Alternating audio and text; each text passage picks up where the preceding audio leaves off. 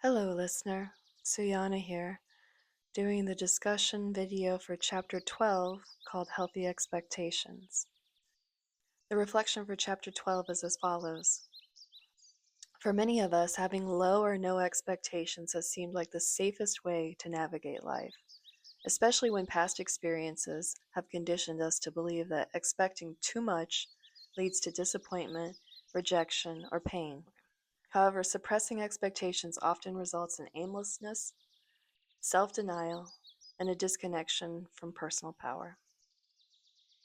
Healthy expectations are not about controlling outcomes or people. Instead, they are about aligning with your divine nature, trusting your own self-worth, and allowing Source to co-create with us. This chapter invites you to explore how you approach expectations, whether you hold them back out of fear or impose them on others to gain a sense of security and authority. The journal prompts for this chapter, Healthy Expectations, are 1. What expectations do you have for yourself that feel empowering? Which ones feel restrictive or self-critical? Journal prompt number 2. Do you allow yourself to have expectations in relationships, or do you avoid them out of fear of disappointment? There's also a lot of burgeoning information about rejection sensitivity dysphoria. That's something that when I started to learn about it, I felt a deep level of resonance with what was being described as people who could identify that way, what their experience was. And having that awareness and learning some of the coping skills for that was very helpful to me. I tend not to absorb a lot of label-oriented information in the way that I perceive myself. And I think a lot of that is just because it wasn't so prevalent when my sense of self was being developed. I'm in my mid-40s. A lot of this information wasn't readily available to people of my generation. And so when I was forming my sense of self, I just thought I was kind of different. I was a different kind of person. And that became the identifier for me, is I was a little weird. I was a little different. I didn't fit in to the mainstream parameters that were being presented to me. But I was also highly adaptable. And so I was very accommodating to what was expected of me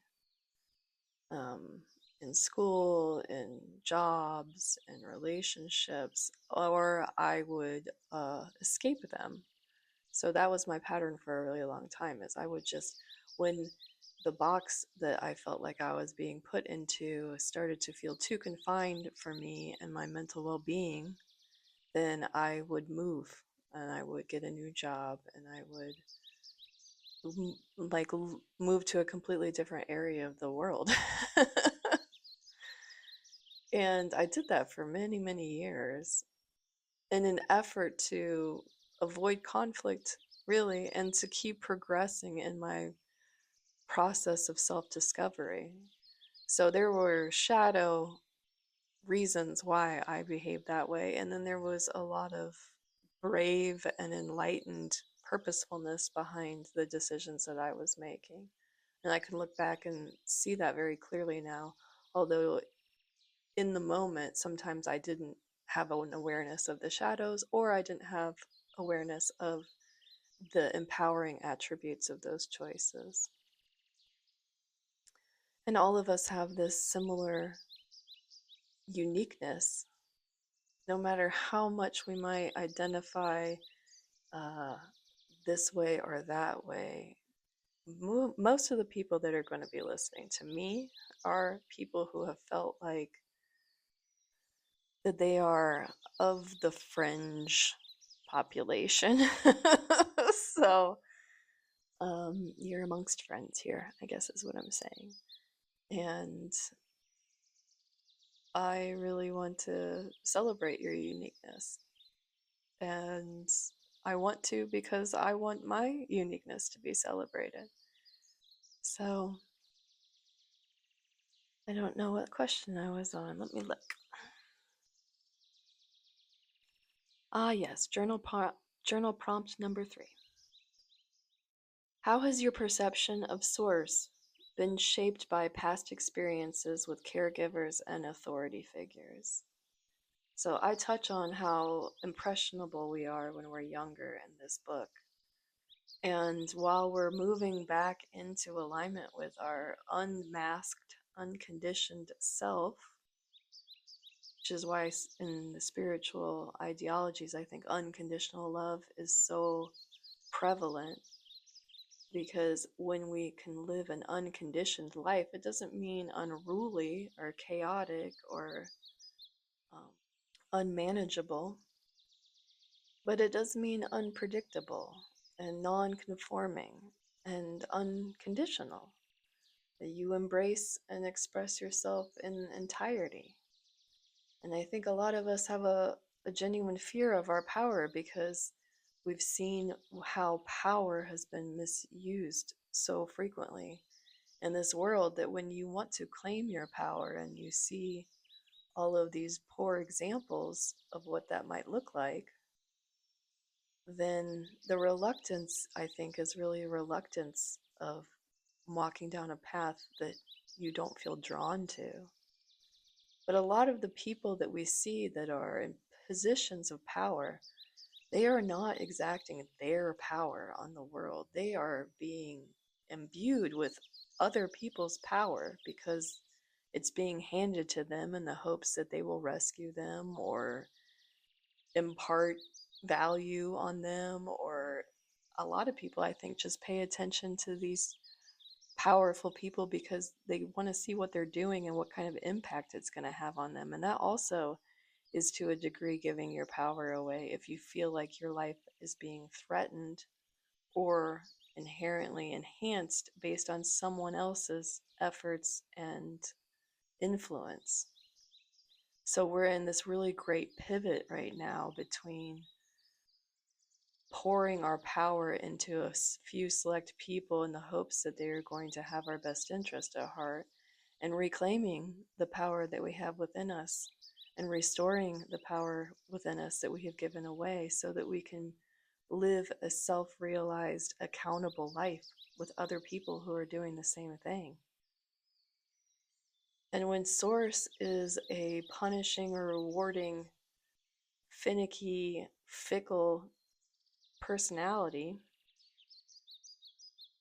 like so many influential people can be, or if there is a sense of inauthenticity to the Source that you have depicted in your mind and in your belief structures, because that is the qualities of the authority figures that you had in your life growing up, then that's something that can be challenged and healed so that unconditional love can flow in your life.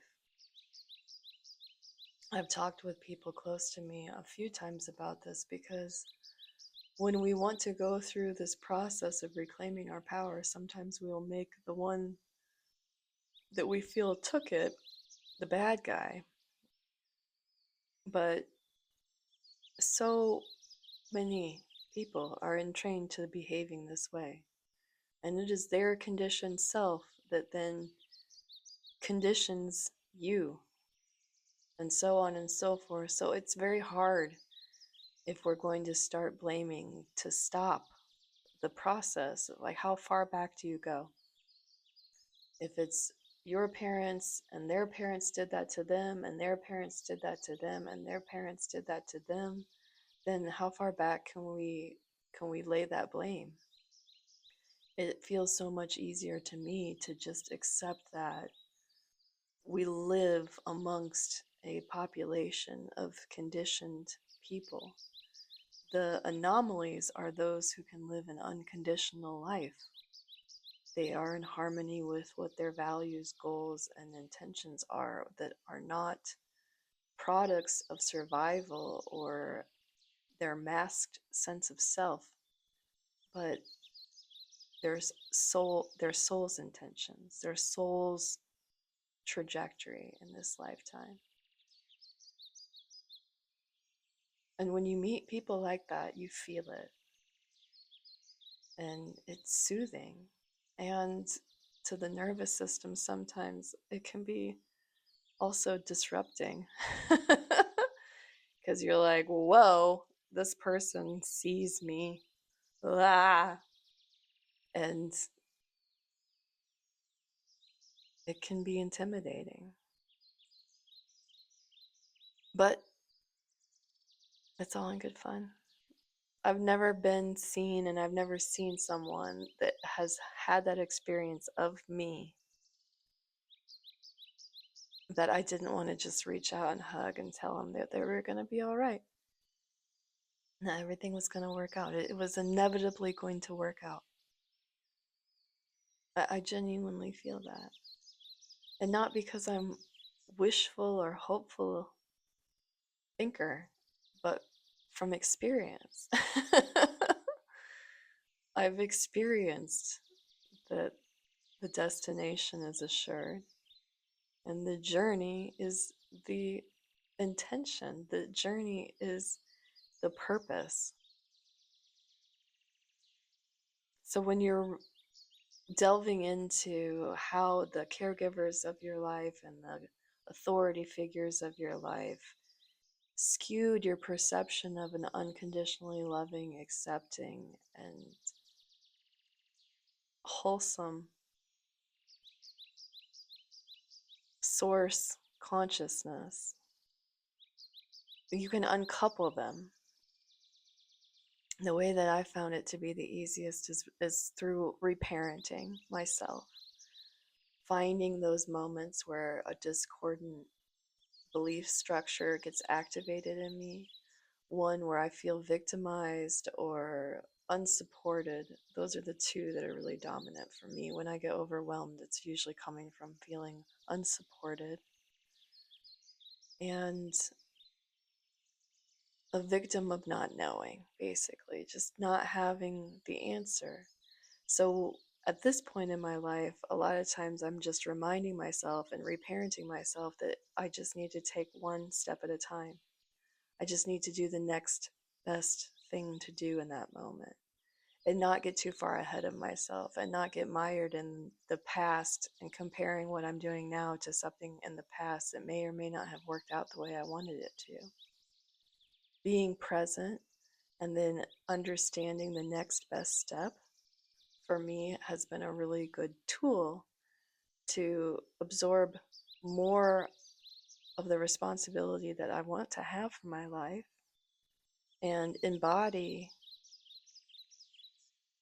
the presence that is required for me to know what the next best step is. And to trust that when I'm done with that, then the next best step will be made known to me. The journal prompt number 4 is when you feel unworthy or hesitant to claim your desires, what limiting beliefs arise? How can you reframe these thoughts to align with your divine essence? Your divine essence being the aspect of self that knows all necessary conditions and elements that you would require in order to manifest your true heart's desires will of course be made available to you. And journal prompt number 5, how do you respond when things don't go the way you expect? Do you see it as a failure or an invitation to align with a deeper truth or an opportunity to grow and evolve and refine what it is that you're trying to accomplish? The exercise for chapter 12 is called the I, source perspective shift. This powerful affirmation exercise helps dissolve the illusion of separation from source, reinforcing your divine sovereignty and worth. Create an accomplishment list. Write down at least 20 accomplishments, both big and small. Examples could be I moved to a new city. I learned how to cook a new dish. I comforted a friend when they needed me. I overcame a difficult experience. In the book I cite, I took out the trash. Anything that you could have chosen not to do and you did, that's an accomplishment. It makes me think of this saying where people say that's the least you could do. I always thought that that was such an inaccurate statement because the least that anybody can do is nothing. So if something, if someone is doing something, then it is not the least that they could do because the least that they could do would be not doing anything.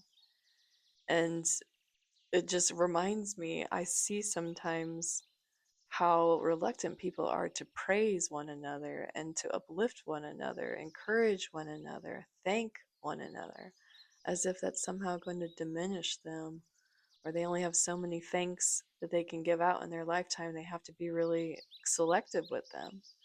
But sharing gratitude and appreciation is such a wonderful way of being in all relationships, whatever role you play. Offering praise when praise is due, and opening yourself up to seeing that more things can be praised than what you may typically do. It brings so much value to the interactions that you have. So that's my 2 cents about that. Be grateful. Encourage one another. And in this practice right now, do it for yourself. Name those 20 accomplishments. Praise yourself for taking the garbage out. Praise yourself for being available for a friend when they needed you. Step 2 is reframe each statement. Read each accomplishment out loud, inserting I, God, or I, Source, or I, Infinite Intelligence, whatever word resonates the most deeply with you. I, Spirit. When reading the accomplishment out loud, begin each sentence like that. Here are some examples. Instead of I helped a friend through a tough time, say I, Source, helped a friend through a tough time. Instead of I completed my degree, say I, God, completed my degree. Blend in the finite self and the infinite self into this practice.